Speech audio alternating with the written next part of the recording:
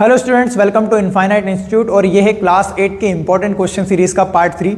इससे पहले भी हमने 2 वीडियोस बना चुके हैं, तो अगर आपने उनको अभी तक चेकआउट नहीं किया तो जरूर से जाकर चेकआउट करना। और इस सीरीज में हम फोकस कर रहे हैं ऐसे क्वेश्चंस जो बोर्ड एग्जाम के पॉइंट ऑफ व्यू से बहुत ज़्यादा इंपॉर्टेंट है। तो चलिए बढ़ते हैं क्वेश्चंस की तरफ। सो हमारा फर्स्ट क्वेश्चन है क्वाड्रिलेटरल चैप्टर से। हमें एक फिगर गिवन है और इसमें एक अननोन एंगल है जो है x, हमें इसकी वैल्यू फाइंड करनी है। तो ये क्वाड्रिलेटरल है, इसमें 4 साइड है। आपको ध्यान रखना किसी भी पॉलीगॉन हो कि जो एक्सटीरियर एंगल का सम होता है वो होता है 360। तो यहाँ पे ये सारे एक्सटीरियर एंगल है 90, 60, 110 एंड x, ये सारे ही एक्सटीरियर एंगल है। मीन्स इसमें अगर हम सभी को ऐड करें तो इसका जो सम होना चाहिए वो होना चाहिए 360। Means 90 plus 60 plus 110 plus x, इन सभी का सम होना है 360। अब यहाँ पे आपको प्रॉपर्टी का नाम लिखना पड़ेगा। प्रॉपर्टी का नाम है एंगल सम प्रॉपर्टी। आपको यहाँ लिख देना है angle sum property.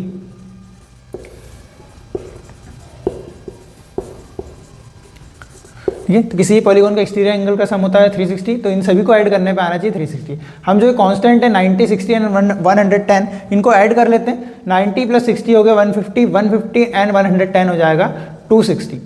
260 plus x equal 360। अब हमने लीनियर इक्वेशन चैप्टर पढ़ा है, तो ये हम 260 को ट्रांसफर कर देंगे यहाँ पे राइट हैंड साइड पे। तो x इक्वल हो जाएगा 360 माइनस 260। जब हम 360 डिग्री में से 260 डिग्री को माइनस करेंगे तो इसका आंसर आएगा 100 डिग्री। तो हमारा जो x है वो 100 डिग्री का निकल जाएगा। सो हमारा नेक्स्ट क्वेश्चन है स्क्वायर रूट चैप्टर से। यहाँ पे हमें गिवन है find the smallest number by which 200 should be multiplied to get a perfect square। हमें दिया है 200 और इसको ऐसे एक नंबर से हमें मल्टीप्लाई करना है जिससे परफेक्ट स्क्वायर बन जाए। तो सबसे पहले इस टाइप के क्वेश्चन आपने क्यूब वाले चैप्टर में भी देखे होंगे कि आपको एक नॉन परफेक्ट स्क्वायर नंबर दिया जाएगा और उसमें हमें पता करना पड़ेगा किस नंबर से डिवाइड करें या किस नंबर से मल्टीप्लाई करें तो ये परफेक्ट स्क्वायर बन जाए। तो इस टाइप के क्वेश्चन को करने से पहले फर्स्ट स्टेप हमेशा रहेगी कि आपको जो गिवन नंबर है इसका आपको करना है प्राइम फैक्टराइजेशन। तो हमें दिया है 200, तो 200 का हम प्राइम फैक्टराइजेशन करते हैं। तो देखिए इस टाइप से आपको 200 को लिख लेना है। अब ये एक इवन नंबर है तो हमारे पास जो प्राइम नंबर रहते हैं 2, 3, 5, 7, हमें इन्हीं का यूज़ करना है। तो देखिए अभी 200 है, एक इवन नंबर है, तो हम जो 2 से इसको डिवाइड करेंगे। 2 से आप डिवाइड करते हो जाएगा 100, देन फिर से 2 से डिवाइड कर सकते हैं, ये अगेन इवन नंबर है। 50 आ गया, 50 को भी 2 से डिवाइड करेंगे, फिर आ जाएगा 25 एंड 25 अब 3 से भी नहीं होगा, अब हमको जाना पड़ेगा 5 पे। 5 से इसको डिवाइड करेंगे, 5 5 से 25 एंड 5 1 से 5। तो ये इसका प्राइम फैक्टराइजेशन है। हम इसको लिख सकते हैं 200 इक्वल ये जो सारे नंबर्स हैं इनको आप इसमें मल्टीप्लाई में लिख सकते हैं क्योंकि ये इसका प्राइम फैक्टराइजेशन है। तो अब देखिए हम ध्यान देंगे कि अगर मुझे 200 का स्क्वायर रूट अगर मैं करूँगा तो यहाँ पे ये जो नंबर्स हैं ये पेयर्स में बन जाएंगे। जैसे ये 2 का पेयर बन गया और ये 5 का पेयर बन गया। बस इस 2 प्राइम फैक्टर जो 2 है इसका पेयर नहीं बन पाया, तो हम देखेंगे कि 2 का ही अगर इसमें हम मल्टीप्लाई करेंगे तो इस 2 का भी पेयर बन जाएगा और ये पूरा जो कंप्लीट नंबर है वो एक परफेक्ट स्क्वायर बन सकता है। तो 2 ही वह होल नंबर है। हम यहाँ लिख देंगे since 2 has no pair if we multiply 2 in 200 so we get a perfect square number। ठीक है, तो अगर हम 200 में 2 का मल्टीप्लाई कर दें 200 इंटू 2 तो ये हो जाएगा 400। 400 जो है परफेक्ट स्क्वायर है, आप जानते हैं 20 का जो है स्क्वायर होता है 400, तो 400 परफेक्ट स्क्वायर बन जाएगा। हमें सिर्फ यहाँ पे बताना था कि वो कौन सा स्मॉलेस्ट नंबर रहेगा, तो 2 ही रहेगा। इसका आंसर 2 है। वैसे ये एक्स्ट्रा कर दिया हमने कि 200 मल्टीप्लाई बाय 2 400, अब ये 400 एक परफेक्ट स्क्वायर बन जाएगा। सो हमारा नेक्स्ट क्वेश्चन है कंपेयरिंग क्वांटिटीज से। हमें गिवन है a jacket is sold at ₹1120 after allowing a discount of 20%, then what its mark price. हमें मार्क प्राइस पता करनी है। तो देखिए जो हमें डिस्काउंट मिलता है, मतलब ये जो हमें चीज़ दी है सोल्ड एट ₹1120, मतलब ये है सेलिंग प्राइस। हमें सेलिंग प्राइस गिवन है और डिस्काउंट दिया है 20% का, मतलब हमें 20% डिस्काउंट भी गिवन है और हमें पता करना है मार्क प्राइस। तो समझिए जो भी डिस्काउंट मिलता है वो मार्क प्राइस पे मिलता है। जो हमारी मार्क प्राइस है उस पर डिस्काउंट मिलेगा, 20% का डिस्काउंट मिला है। फिर हमारे पास जो है चीज़ें सेल हुई, मतलब सेलिंग प्राइस, मतलब जो हमें दिया हुआ है 1120 ये हमारा सेलिंग प्राइस है। तो अब आपको मानना पड़ेगा, देखिए हमको अज्यूम करना पड़ेगा कि मार्क प्राइस जो है वो 100% है। Let mark price be 100%। तो अगर इस पर 20% डिस्काउंट मिल गया, मतलब इसी का अगर 20% डिस्काउंट कर दिया इसमें, मतलब 20% इसमें से कम कर देंगे तो जो सेलिंग प्राइस बन जाएगी। तो मार्क प्राइस भी 100%, so selling price after 20% of discount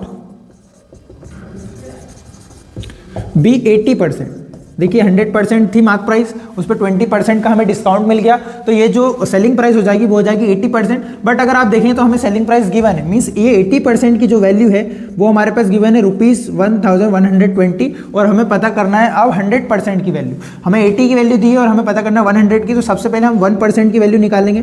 1% equal हो जाएगा 1120 अपॉन 80, ये हो गई आपकी 1% की वैल्यू। अब हमें 100 की वैल्यू पता करना है, तो आप दोनों साइड पे 100 का मल्टीप्लिकेशन कर देंगे, तो 100% इक्वल 1120 अपॉन 80 मल्टीप्लाई बाय 100। अब हम इसको सॉल्व कर लेते हैं। देखिए 1 0 से इस 0 को काट सकते हैं, 8 से ये परफेक्टली डिवाइड नहीं होगा, हमको इसको इससे मल्टीप्लाई करना पड़ेगा, मीन्स आएगा इसका 11200 अपॉन 8। इसको हम डिवाइड कर लेते हैं, तो 100% जो हमारी मार्क प्राइस है हम लिख सकते हैं मार्क प्राइस इक्वल, तो इसको हम डिवाइड कर लेते हैं 11200 डिवाइडेड बाय 8, तो 8 से आप इसको डिवाइड करें, 8 1 8, इसको डिवाइड करा हमने, तो इसको माइनस करिए, 11 माइनस 8 क्या हो जाएगा 3, 32, 8 4 32 और ये 2 0 के 2 0 हो जाएगा, मीन्स इसका आंसर आया, हमारी मार्क प्राइस आ गई 1400। मतलब 1400 की जो है जैकेट थी एंड उसको 20% डिस्काउंट में मतलब 1120 में बेच दिया।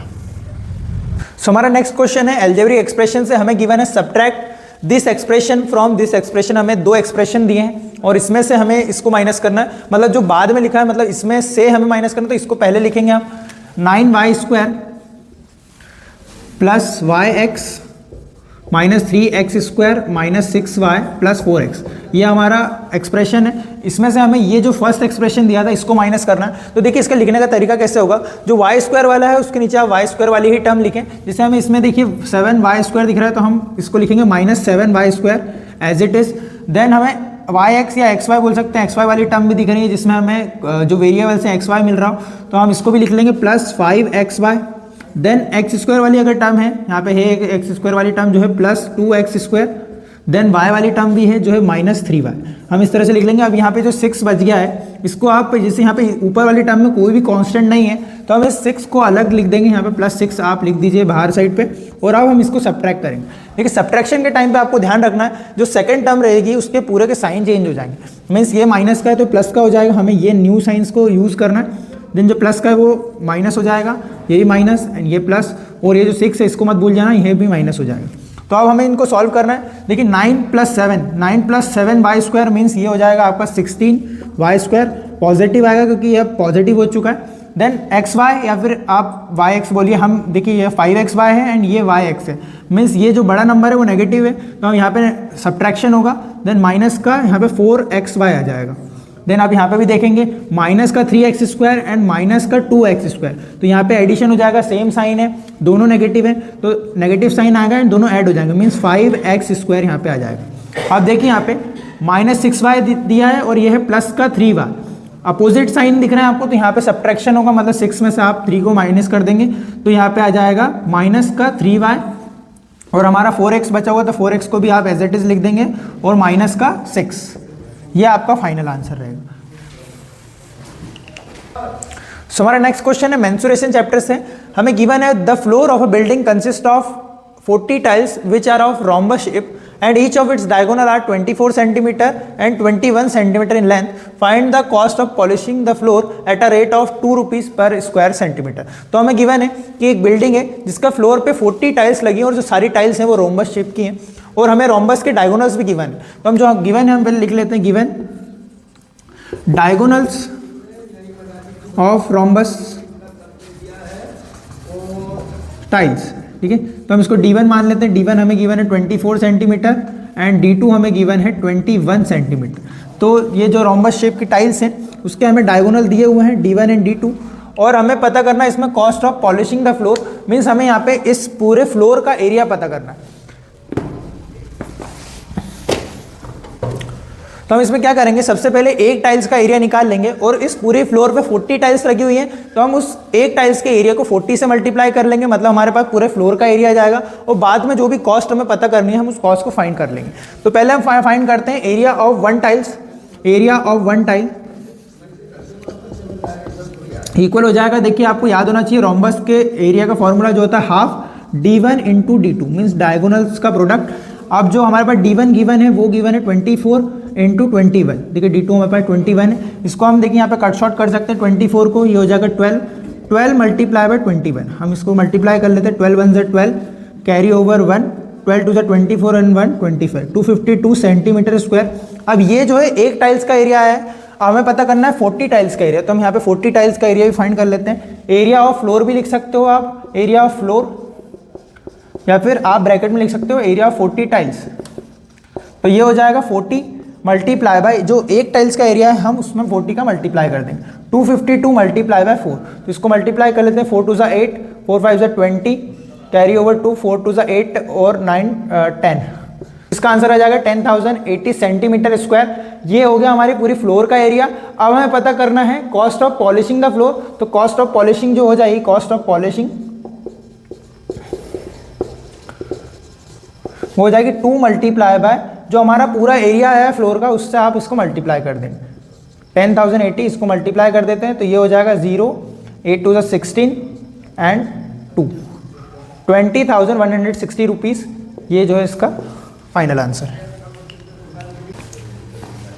सो हमारा नेक्स्ट क्वेश्चन है एक्सपोनेंट एंड पावर से।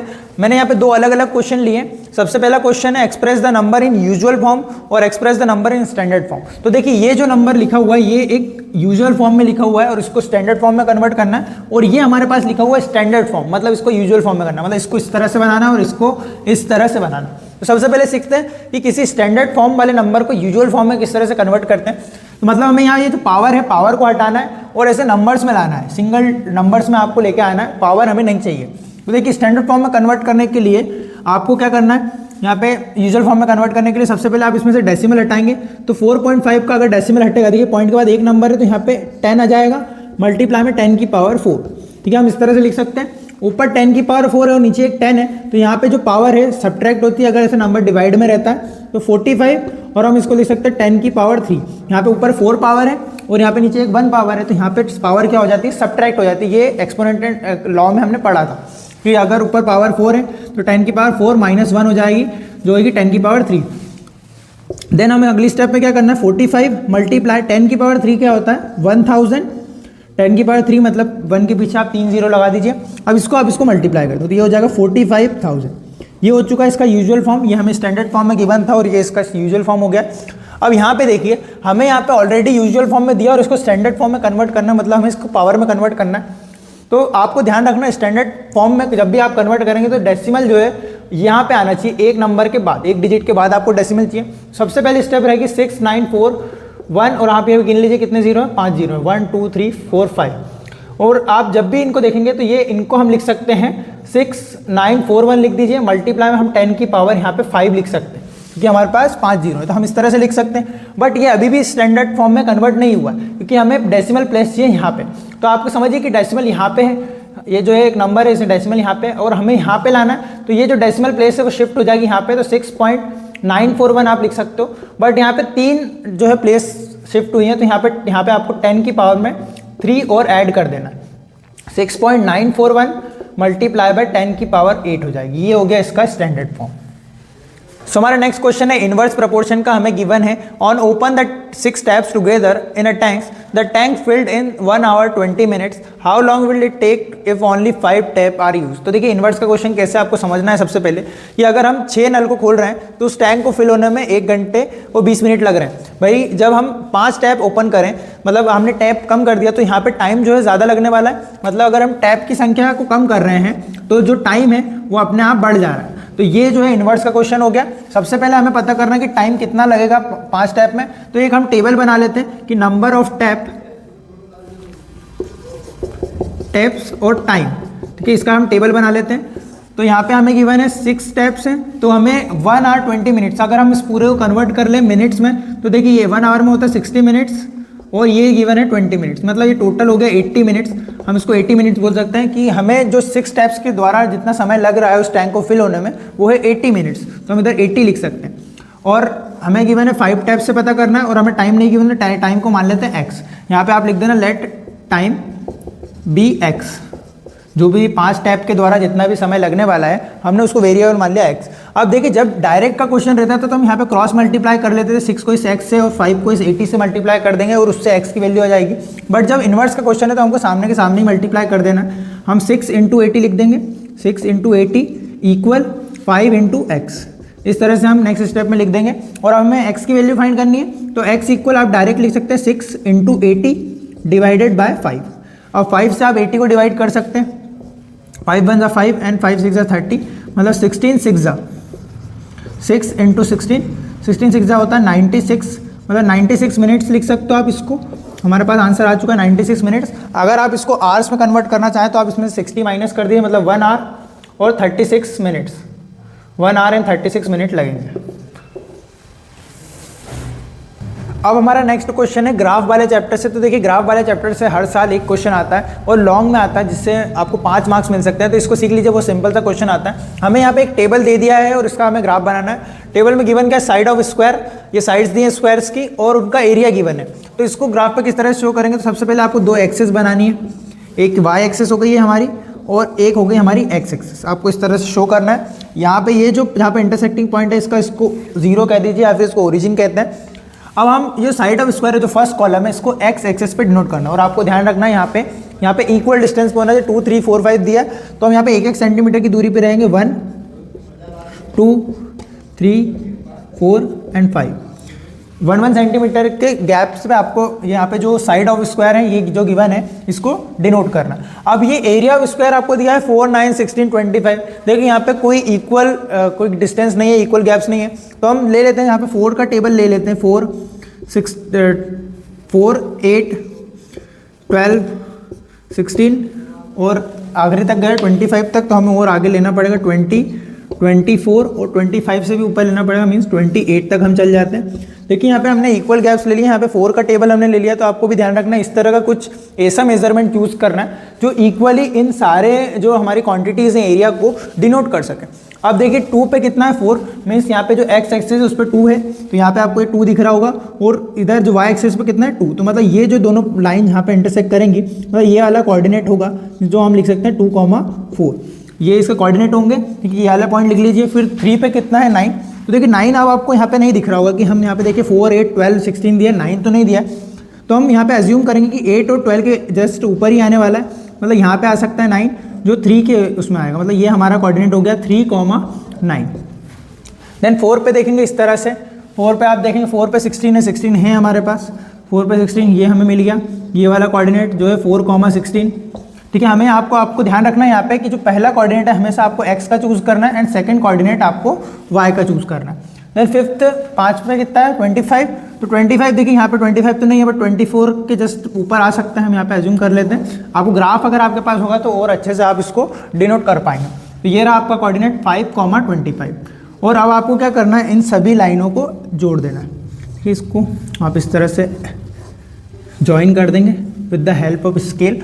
तो ये हमारा ग्राफ बन जाएगा। अब यहाँ पे एक और चीज़ आपको ध्यान रखना है, यहाँ पे आपने जो डिनोट किया एरिया, तो यहाँ पे आपको एरिया लिख देना है और इन सेंटीमीटर स्क्वायर एग्जैक्टली जैसा टेबल में लिखा है वैसा लिख देते हैं यहाँ पे इस तरह से। और साइड ऑफ स्क्वायर जो लिखा है वो आप यहाँ पे एक्स एक्सेस पे डिनोट कर रहे थे, यहाँ पे साइड ऑफ स्क्वायर आपको लिखना है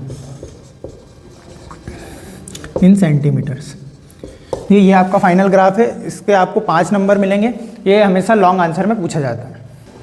सो हमारा नेक्स्ट क्वेश्चन है फैक्टराइजेशन चैप्टर से। यहाँ पे हमें कुछ टर्म्स गिवन है और इसमें से हमें कॉमन फैक्टर्स निकालना है। तो फर्स्ट ये वाला क्वेश्चन है जिसमें हमें दिया है 2y एंड 24xy। तो देखिए इसमें कॉमन निकालने से पहले आपको इनको कंप्लीटली फैक्टराइज करना पड़ेगा। देखिए सबसे पहले हमको y दिख रहा है, इनमें y तो कॉमन आने वाला है, इसको हम लिख सकते हैं 2 × y, इससे ज़्यादा ये फैक्टराइज होगा नहीं। 24 को हम लिख सकते हैं 12 × 2 × x × y। ठीक है, ये इस तरह से फैक्टराइज हो जाएगा।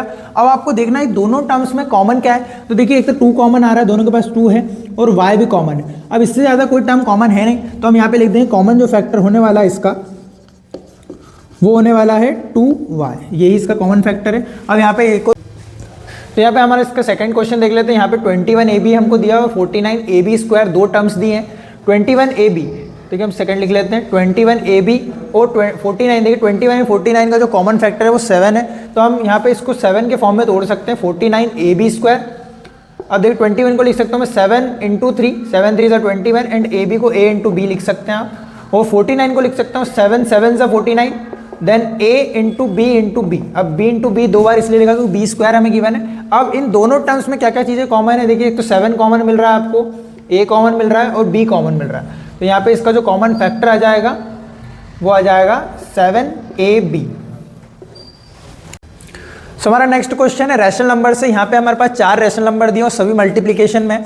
तो अगर आपके पास 4 रैशनल नंबर तो यहाँ पे इसको 2-2 के ग्रुप में हम इसको सॉल्व कर सकते हैं। सबसे पहले हम -4/5 मल्टीप्लाई 3/7 इसको सॉल्व कर लेते हैं। इसको आप एक ब्रैकेट में कर दीजिए, देन मल्टीप्लाई का साइन है और ये जो 2 हैं हमारे पास नंबर, इनको आप सॉल्व कर सकते हैं। 15/16 मल्टीप्लाई बाय -14/9 इनको हम सॉल्व कर सकते हैं। तो देखिए यहाँ पे अगर आप देखें तो यहाँ पे ऊपर नीचे आपको ऐसा कोई सा भी नंबर नहीं दिख रहा है जिससे हम किसी को डिवाइड कर सकें या कट शॉर्ट कर सकें। तो यहाँ पे हमको मल्टीप्लाई करना ही पड़ेगा। 4 × 3 12 हो जाएगा, -12/5 7 35। तो ये हमारा इस ब्रैकेट में का तो आंसर आ चुका है मल्टीप्लाई।